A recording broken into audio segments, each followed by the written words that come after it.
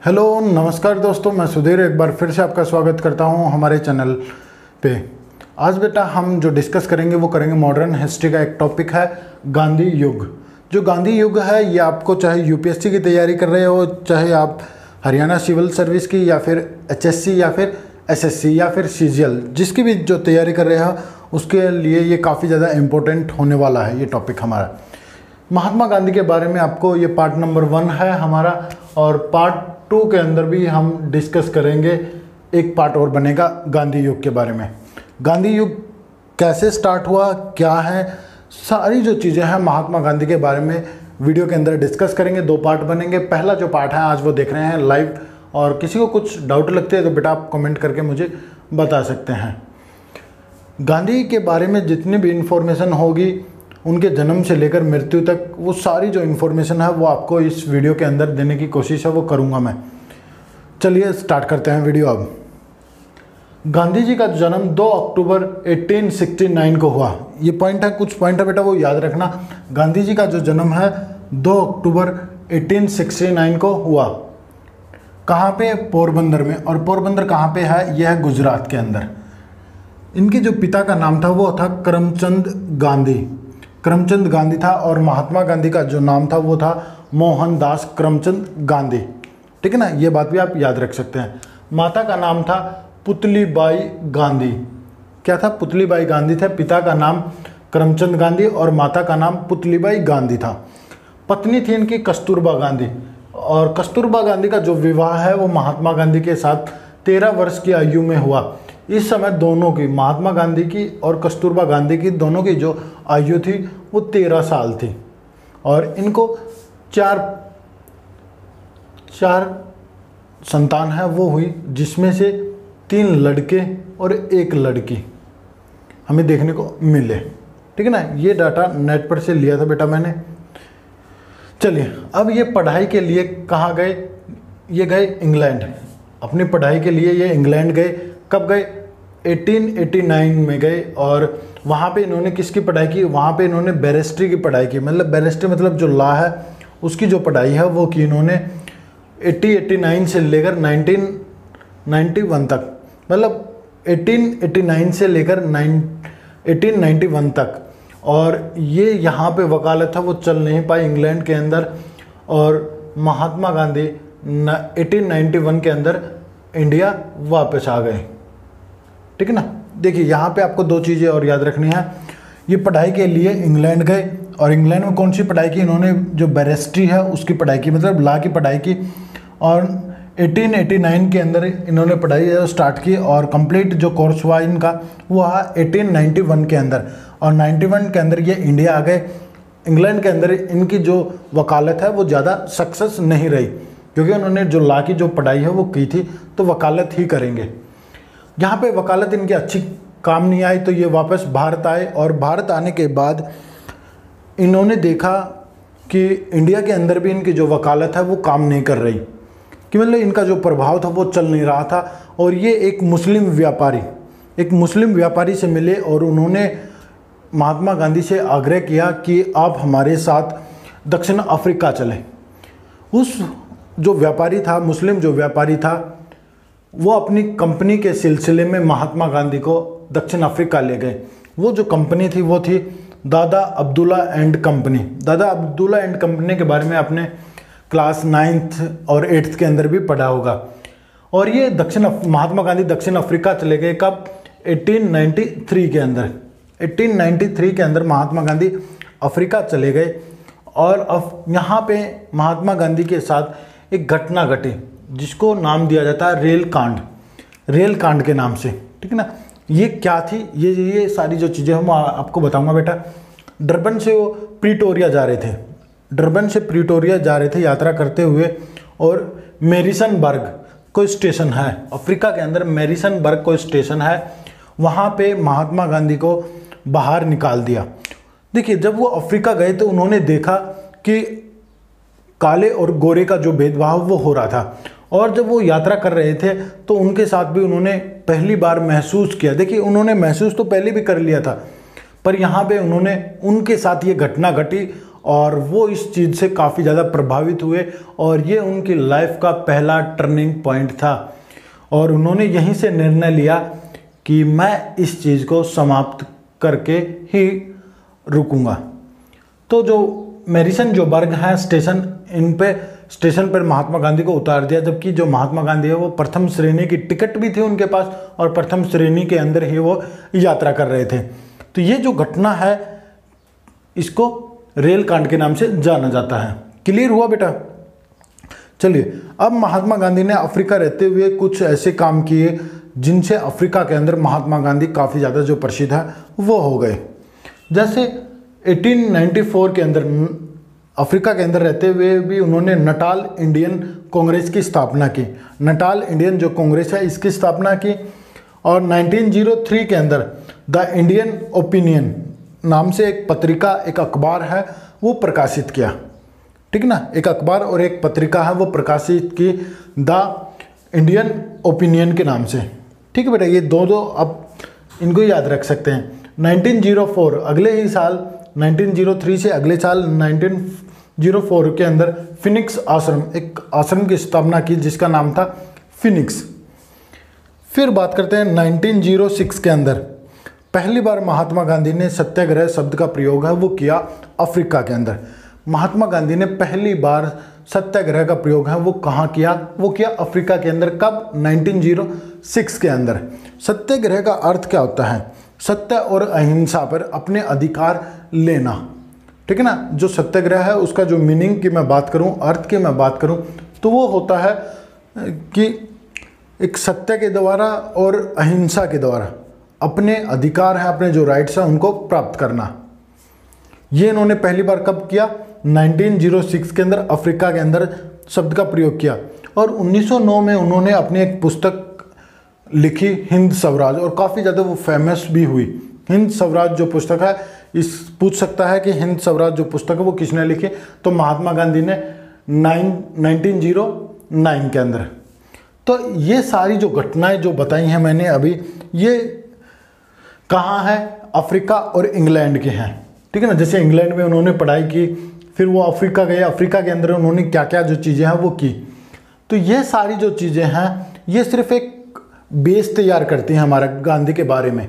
ठीक है ना, अभी ये जो एरा है, गांधी एरा है, वो स्टार्ट नहीं हुआ बेटा। कभी आप सोच रहे हो कि सर ने तो इतना बता दिया, एरा स्टार्ट नहीं हुआ। एरा जो स्टार्ट होता है वो होता है 1970 से 47 तक।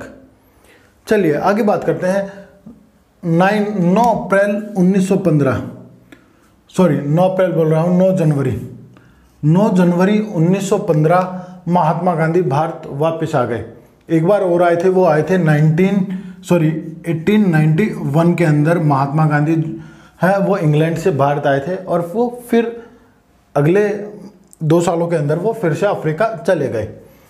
और इसी तारीख को 9 जनवरी को अप्रवासी दिवस के रूप में मनाया जाने लगा। जो अप्रवासी दिवस है उसके रूप में मनाया जाने लगा। या अप्रवासी दिवस कब मनाया जाता है? वो मनाया जाता है 9 जनवरी को। और इन्होंने जब वो भारत आए तो उन्होंने भारत की कंडीशन और राजनीति को समझने के लिए अपना एक गुरु बनाया। जो गुरु था, जो राजनीतिक जो गुरु था उनका, वो था गोपाल कृष्ण गोखले। तो देखिए यहाँ से कई तरह के जो क्वेश्चन है वो आते हैं। महात्मा गांधी भारत कब आए? तो वो आए 9 जनवरी 1915 और उन्होंने 9 जनवरी को कौन सा दिवस मनाया जाता है? तो वो मनाया जाता है अप्रवासी दिवस। और राजनीतिक गुरु थे इनके गोपाल कृष्ण गोखले। क्यों बनाया? क्योंकि भारत की जो पृष्ठभूमि था उसको समझने के लिए उन्होंने एक गुरु या फिर मैं कहूँ एक मार्गदर्शक की आवश्यकता थी। तो वो जो मार्गदर्शक थे वो इनको मिले गोपाल कृष्ण गोखले के रूप में। और जब ये पहली बार जब ये भारत आए तो वो जो टाइम पीरियड था 1914 से 18 का जो टाइम पीरियड था, इसके अंदर क्या चल रहा था? हमारा वर्ल्ड वॉर चल रहा था। ठीक है ना, जो वर्ल्ड वॉर है फर्स्ट वो चला हुआ था। तो इसके अंतर्गत महात्मा गांधी ने शुरुआती दौर के अंदर अंग्रेजों की जो नीति थी उसको सपोर्ट किया और भारतीय जो युवा थे उनको कहा कि आप अंग्रेजों की सहायता करें, बढ़ चढ़कर आप सेना में भाग लें और अंग्रेज़ों को जिताएं। और उनका उद्देश्य और उन महात्मा गांधी का मानना ये था कि जैसे अंग्रेज़ जीतेंगे वो हमें आज़ादी दे देंगे। ये सारी जो चीज़ें हैं वो आपने पढ़ी होंगी बेटा। उनका मानना ये था कि अंग्रेज़ जैसे जीतेंगे वर्ल्ड वॉर को वो हमें आज़ादी दे देंगे। तो इसलिए उन्होंने युवाओं को प्रोत्साहन किया कि वो बढ़ चढ़कर भाग लें इस प्रथम विश्व युद्ध में। और तो भारतीयों ने उसे महात्मा गांधी को, उसे नहीं किसको, महात्मा गांधी को किसकी उपाधि दे दी, वो दे दी भर्ती करने वाला सर्जेंट, कि एक भर्ती करने वाला एक सर्जेंट है। सर्जेंट मतलब जिसको हम लोकल भाषा में बिचौला बोलते हैं कि ये बिचौलिया है। तो अंग्रेजी सरकार और भारतीय युवाओं के बीच में एक बिचौला था, वो था महात्मा गांधी। तो जिसका नाम दे दिया भर्ती करने वाला सर्जेंट। ठीक है ना बेटा। फिर बात करते हैं, और काफ़ी ज़्यादा ये चर्चा में रहा। 1916 में ही उसने अगले साल साबरमती आश्रम की स्थापना की, और साबरमती आश्रम की स्थापना की। और जैसे जैसे इन्होंने अपना जो बेस है, मतलब अफ्रीका के अंदर तो काफ़ी ज़्यादा फेमस है वो हो चुका था, और भारत के अंदर अपनी जो जड़ें हैं वो मजबूत कर रहा था, मतलब अपना जो संघर्ष है वो कर रहा था। और धीरे धीरे ये भारतीय राष्ट्रीय कांग्रेस है उसके साथ मिला। और 1916 का जो अधिवेशन था कांग्रेस का लखनऊ के अंदर, वहाँ पे ये गए और वहाँ पे बड़े बड़े जो राजनेता थे भारत के उनसे मिले, जैसे पंडित जवाहरलाल नेहरू, मोतीलाल नेहरू, इन लोगों के साथ मिले। और यहीं पे एक बिहार का एक नेता था राजीव शुक्ला से मिले, और राजीव शुक्ला ने उन्हें बताया कि आप बिहार आकर हमारी जो दशा है वो देखिए, उस पर काफ़ी ज़्यादा अंग्रेज़ हम पर अत्याचार हैं वो कर रहे हैं, हम पर जबरन जो चीज़ें हैं वो थोप रहे हैं। ये सारी जो चीज़ें हैं वो बताई राजीव शुक्ला ने महात्मा गांधी को। महात्मा गांधी दिसंबर 1916 को चंपारण पहुँचे, और वहाँ का जो देख रेख है, मतलब वहाँ को जो चंपारण की जो कंडीशन है उसको देखा और समझा, और यहाँ के लोगों को समझाया, और एक आंदोलन कर दिया, एक सत्याग्रह किया 1917 में, जिसे चंपारण सत्याग्रह के नाम से जाना जाता है। काफ़ी लोग हैं या काफ़ी जो बुक हैं वो चंपारण की जो स्टार्टिंग है वो दिसंबर 1916 से मानते हैं, जबकि बेटा 1916 के अंदर तो महात्मा गांधी ने उस स्थान की, या मैं कहूँ कि जो चंपारण है इसकी देखरेख की थी कि यहाँ की जो कंडीशन है वो कैसी है, क्या क्या जो चीज़ें हैं अंग्रेज इन पर जबरन थोप रहे हैं। तो 1917 में उन्होंने चंपारण सत्याग्रह चलाया, और किस प्रणाली के थी, एक 3 कठिया प्रणाली। बिहार की भाषा में एक लोकल वर्ड यूज किया जाता था 3 कठिया, जैसे हम यहाँ हेक्टेयर लेते हैं, 1 हेक्टेयर, 2 हेक्टेयर, एकड़, 1 एकड़, 2 एकड़, ऐसे बिहार के अंदर 3 कठिया प्रणाली के विरोध में। ये लोकल नाम है बेटा, बिहार का एक लोकल नाम है 3 कठिया प्रणाली के विरोध में। मैं सिंपल भाषा में बात करूं तो वहाँ पे जो अंग्रेज़ थे वो नील की जो खेती है वो करवाते थे। क्या करवाते थे बेटा? नील की जो खेती है वो करवाते थे। ये नहीं जो हम कपड़ों में जो नील डालते हैं, ये ऐसा नील नहीं था वो, ठीक है ना, ये बाद में चेंज होता है। तो वहाँ पे जो नील की जो खेती है वो करवाते थे, और जो नील की जो खेती होती थी वो अंग्रेज़ों की शर्त थी, या मैं कहूँ कि वो जोर ज़बरदस्ती करवाते थे। उस ज़मीन पे होती थी जो ज़मीन उपजाऊ होती थी, और इसकी जड़ें काफ़ी लंबी होती थी कि वो, मतलब मैं एक सिंपल भाषा में ही बात करूं या फिर मैं आपको समझाने की कोशिश करूं कि कितनी भी उपजाऊ भूमि क्यों ना हो, तो लगातार वो 2 साल नील की खेती करने के बाद वो ज़मीन बंजर हो जाती थी। तो इतनी लंबी उनकी जड़ें थी। तो 1917 में महात्मा गांधी ने चंपारण सत्याग्रह किया, 3 कठिया प्रणाली, या मैं कहूँ कि जो नील की जो खेती थी उसके खिलाफ, जो इंडिगो की जो कल्टीवेशन होती थी उसके खिलाफ महात्मा गांधी ने एक सत्याग्रह है वो किया, और ये सफल रहा। 25% उन्होंने, एक तो देखिए जो नील की जो कृषि है उसको समाप्त कर दिया, और एक जो वो टैक्स लेते थे, वो जो टैक्स है वो 25% से भी कम करवा दिया।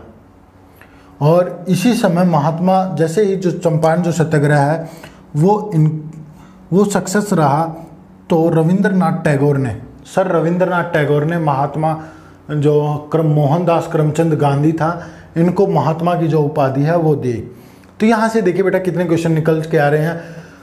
1916 में साबरमती आश्रम की स्थापना की। महात्मा गांधी से कौन मिले? राजीव शुक्ला मिले थे।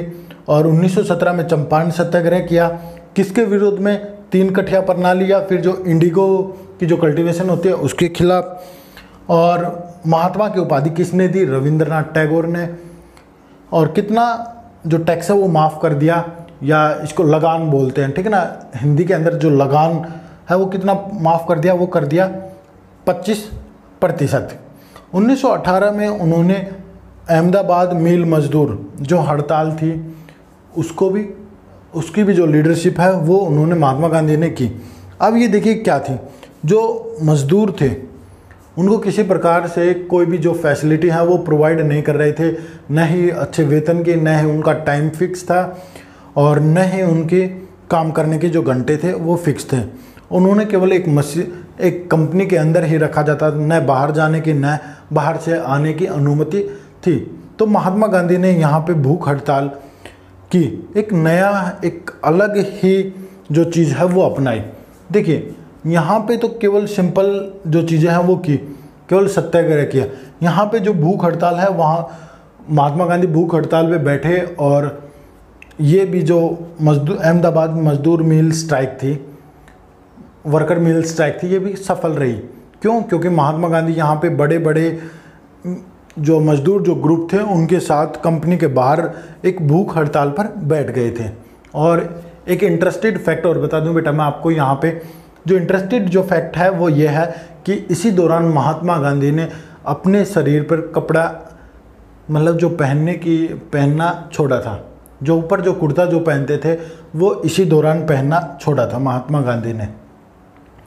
1918 में खेड़ा सत्याग्रह हुआ। गुजरात के अंदर है ये खेड़ा भी, और अहमदाबाद भी। और अहमदाबाद को भारत का मानचेस्टर के नाम से जाना जाता है, मानचेस्टर ऑफ इंडिया अहमदाबाद। 1918 में खेड़ा सत्याग्रह किया गया।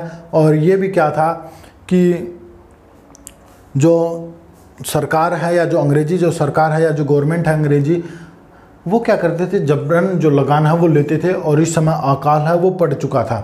तो इसी लगान को माफ़ करने के लिए महात्मा गांधी ने खेड़ा की जो महिलाएं हैं उनके साथ एक आंदोलन करने की पेशकश की। और इसकी जो मतलब मैं कहूँ कि इसकी जो लीडरशिप है वो कर रहे थे हमारे सरदार वल्लभ भाई पटेल। महात्मा गांधी ने सिर्फ उनको इशारा है वो किया था, और इशारा किया, और जो सरदार वल्लभ भाई पटेल हैं उन्होंने इसका नेतृत्व किया, और वो काफ़ी ज़्यादा सफल रहा। जैसे जैसे भारत के अंदर महात्मा गांधी ने जो नेशनल जो मूवमेंट थे उनके अंदर पार्टिसिपेट है वो करना स्टार्ट किया, तो वहीं से गांधी युग का आरंभ है वो होता है 1917 से। क्योंकि उन्होंने 1917 में जो चंपारण जो सत्याग्रह किया, तो यहाँ से उन्होंने नेशनल मूवमेंट है उनकी स्टार्टिंग है वो की। तो यहाँ से ही क्या हुआ कि जो महात्मा गांधी युग है, जो गांधी युग है, एरा ऑफ गांधी है, वो स्टार्ट हो जाता है 1970 से। तो बेटा ये था हमारा पार्ट 1, और पार्ट 2 के अंदर हम डिस्कस करेंगे आगे और भी जो महत्वपूर्ण जो आंदोलन है वो किए, जो मूवमेंट है वो चलाए महात्मा गांधी ने, उन सभी के बारे में डिस्कस करेंगे।